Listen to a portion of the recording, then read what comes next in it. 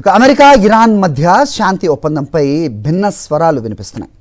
చర్చలు సానుకూలంగా సాగుతున్నాయని ఈ వారాంతంలోగా అంటే ఈ వీకెండ్లోగా ఒప్పందం కుదిరే అవకాశం ఉందని అమెరికా అధ్యక్షుడు ట్రంప్ ఆశాభావం వ్యక్తం చేశారు. అయితే చర్చల్లో ఇప్పటివరకు ఎలాంటి స్పష్టమైన పురోగతి లేదని ఇరాన్ విదేశాంగ మంత్రి అబ్బాస్ అరాగ్చి స్పష్టం చేశారు. దీంతో రెండు దేశాల మధ్య జరుగుతున్న కీలక చర్చల భవిష్యత్తుపై అనిశ్చితి నెలకొంది.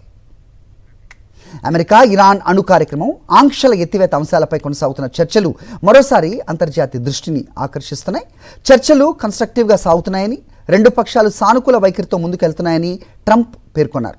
అయితే ట్రంప్ వ్యాఖ్యలకు భిన్నంగా స్పందించిన ఇరాన్ విదేశాంగ మంత్రి అబ్బాస్ అరాగ్చి చర్చల్లో ఇప్పటివరకు ఎలాంటి ప్రోగ్రెస్ లేదని, ప్రధాన అంశాలపై ఇంకా విభేదాలు కొనసాగుతున్నాయని, కీలక నిర్ణయాలకు రావాలంటే మరింత సమయం అవసరమని ఆయన స్పష్టం చేశారు. అలాగే లెబనాన్పై దాడులు ఆగే వరకు ఈ డీల్ కుదరటం కష్టమని ఇరాన్ తేల్చి చెప్పింది. బేరూట్పై దాడి చేస్తే పూర్తిస్థాయి యుద్ధం తప్పదని ఇరాన్ వార్నింగ్ ఇచ్చింది. ఇక కువైట్ ఎయిర్పోర్ట్పై దాడి తమ పని కాదని ప్రకటించింది. అమెరికా పేట్రియాట్ వ్యవస్థలోని లోపం వల్లే టెర్మినల్పై దాడి అని ఇరాన్ ఆరోపించింది.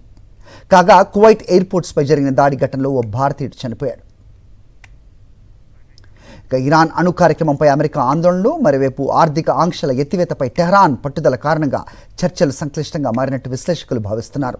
అయినప్పటికీ దౌత్యపరమైన సంప్రదింపులు కొనసాగుతుండటంతో భవిష్యత్తులో ఏదో ఒక రూపంలో ఒప్పందం కుదిరే అవకాశాలు ఉన్నాయని అంచనా వేస్తున్నారు.